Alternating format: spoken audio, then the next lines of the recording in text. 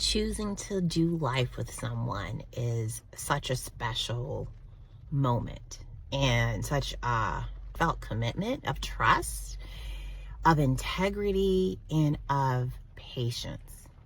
I choose to do life with many people, my friends, my family, people that I work with on a day-to-day basis. I think the reason why some relationships thrive and other ones are basically struggling to survive is because the ones that connect with you and compliment you respect what you give at the same time you respecting what they give.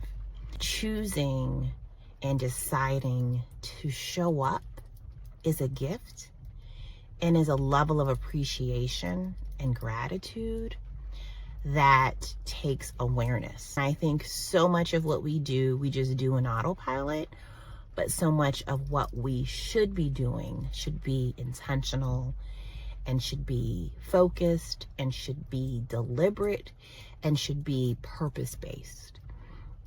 My best friendships have been ones that have been based on evolution, change, honesty, and transparency.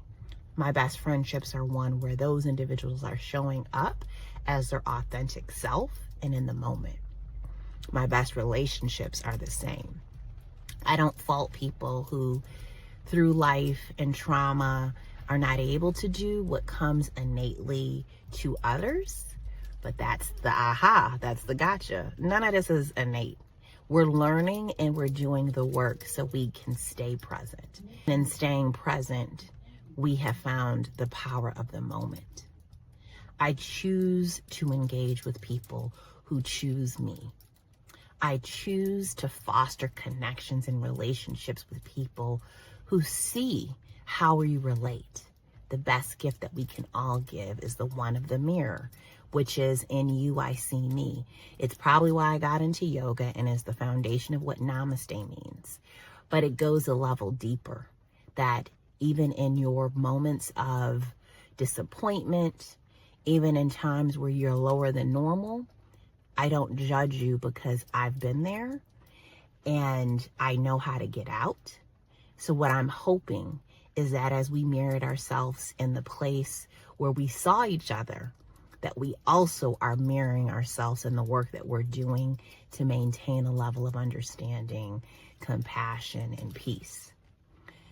Finding people and meeting people where they are is amazing, but the real work and the length of a relationship comes in when you're able to evolve and change and continue to vibe in that place of relatability.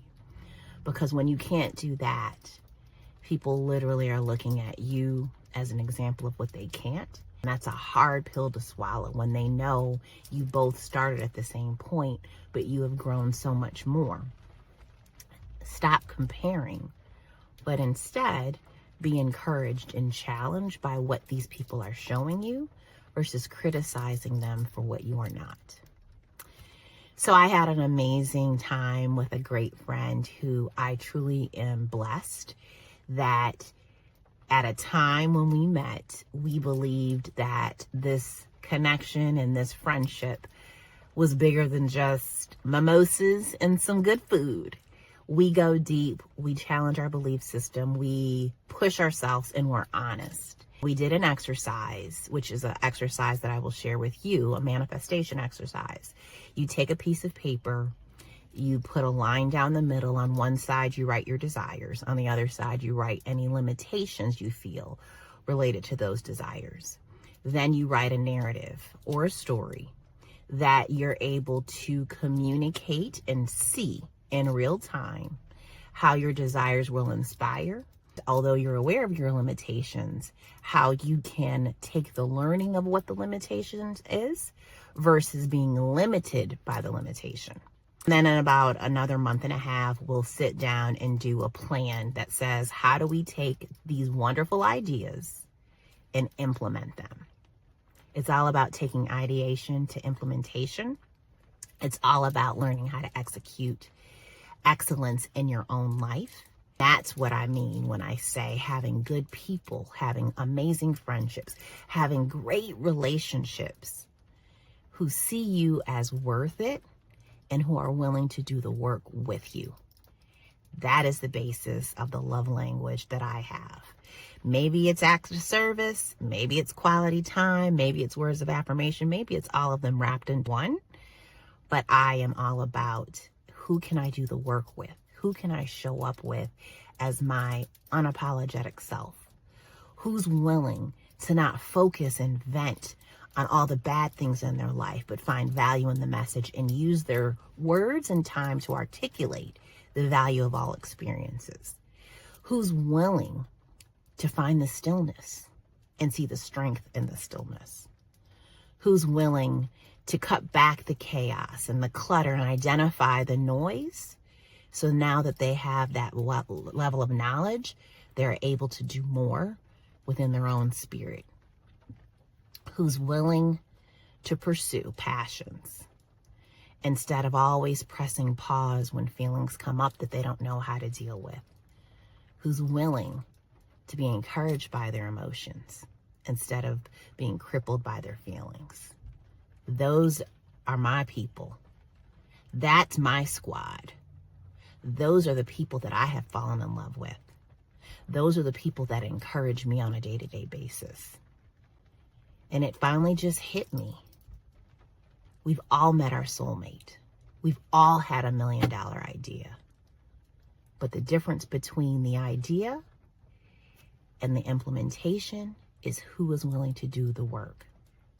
Who is willing to have that idea and foster a community of support to get you across the finish line. Who's willing to find that soulmate and talk about their past and talk about everything that maybe has held them back. But instead of being held back, using the love that you both feel and the support you're willing to give to then carry them to another point. It takes vulnerability. It takes trusting. It takes all of these things. We often say, is this the one? When the question needs to be, is this the one that you can do the work with? We often ask, have I met my soulmate? When the question is, are you willing to do the work and together find your soul's purpose? The question usually is, oh my God, I think I found the love of my life. When truly the question needs to be, are you loving your life? Because when you love your life, the love that you seek easily flows to you. When you love your life, things flow in a much different way. Go deep. At one point, staying on the surface was how we settled, but who wants to live a life of settling? We want to go deep. We want to go to the depths of our soul. We want to be fulfilled. We want to be loved. We want to be full of joy and happiness. So in all these things, we take the message, we become mindful, and we find the meaning.